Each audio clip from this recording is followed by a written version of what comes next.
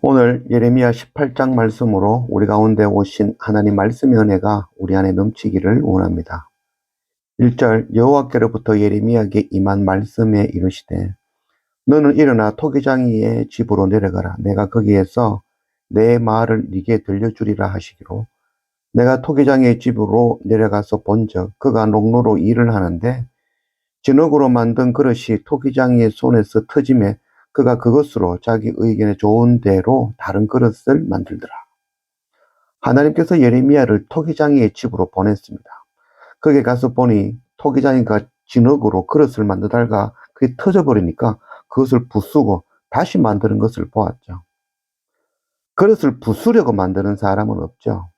그러나 토기장이가 원하는 그 수준의 작품이 나오지 않고 터지니 다시 부수고 다른 그릇으로 만드는 것입니다. 5절 그때에 여호와의 말씀이 내게 임하니라 이르시되 여호와의 말씀이라 이스라엘 족속아 이 토기장이가 하는 것 같이 내가 능히 너희에게 행하지 못하겠느냐. 이스라엘 족속아 진흙이 토기장이의 손에 있음 같이 너희가 내 손에 있느니라.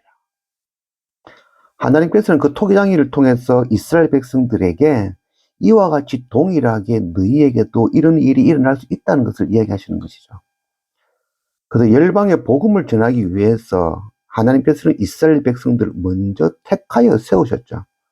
그러나 그 이스라엘 백성들이 그 사명을 감당하지 못하고 터져버린다면, 그 일을 감당 못하는 그런 수준에 도달하게 되어진다면 그 백성 이스라엘을 무너뜨리고 또 다른 백성을 세울 수밖에 없고 택할 수밖에 없다는 것을 말씀하는 것이죠.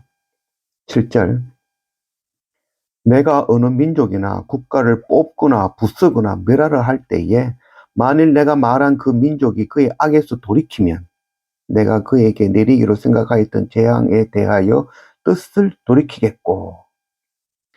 그래서 하나님께서 만약 어느 나라를 멸하기로 정했다 하더라도 그 나라가 다시 회개하고 돌이키시면 구원하시겠다는 것이죠.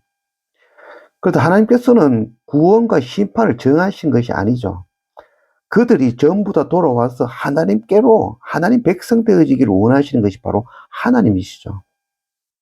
누구에게나 공평하고 동일하게 구원의 은혜를 베푸시는 것이 바로 하나님이시죠. 이것을 공의라고 이야기하는 것이죠.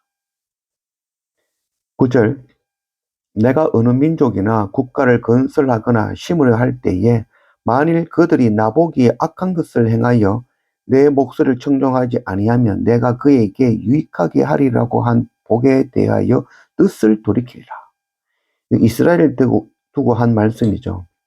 그 이스라엘을 먼저 택하여 세우시고 그것을 통해서 복을 주고 그를 통하여 열방에 구원받기를 원하기를, 그 일을 감당하기를 원하셨지만 그 일 감당하지 아니하고 하나님의 말씀 듣지 아니하고 거역하고 스스로 교만하고 높아진다면 그 나라도 결국 구원을 받지 못하게 되어진다라는 것을 말씀하고 있는 것이죠.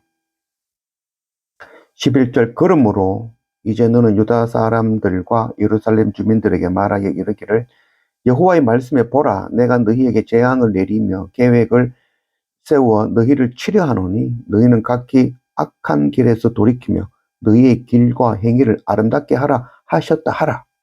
그러나 그들이 말하기를 이는 헛되니 우리는 우리의 계획대로 행하며 우리는 각기 악한 마음이 완악한 대로 행하리라 하느니라. 이 하나님의 말씀을 듣지 않고 우상 섬기며 세상 것 구하며 하나님을 떠난 그 이스라엘을 향하여 돌아오라고 말씀하시는 것입니다. 그러나 이스라엘 백성들은 하나님의 그 말씀에 대하여 귀를 닫고 눈을 닫고 마음을 닫고 하나님을 대적하고 오히려 자기 소견에 옳은 대로 좋은 대로 우상을 섬기며 하나님 없이 살 수 있다라고 나아가고 있는 것이죠. 심판은 하나님께서 행하시는 것이 아니죠. 하나님이 없는 것이 심판입니다. 하나님께서 주시는 심판이 아니라 하나님을 거부하고 떠남으로 하나님이 없어서 당할 수밖에 없는 것이 바로 심판인 것입니다. 18절 그들이 말하기를 오라 우리가 꾀를 내어 예레미야를 치자. 제사장에게서 율법이 지혜로운 자에게서 책략이 선지자에게서 말씀이 끊어지지 아니할 것이니 오라 우리가 혀로 그를 치고 그의 어떤 말에도 주의하지 말자 하나이다. 이제는 백성들이 자신들의 죄를 돌이키라고 하나님의 말씀을 외치는 그 예레미야까지 죽이려고 계획하는 것이죠. 그 예레미야만 죽이면은 그 소리만 듣지 않으면 하나님의 뜻이 전해지지 않은 것일까요? 그렇지 않죠. 오늘날 강단에서도 이와 같은 일들이 일어나죠. 그래서 십자가 또 죄 이런 것을 가르치면 싫어하죠. 그래서 은혜와 축복만을 전하는 그런 시대가 되었다 할 수 있겠습니다.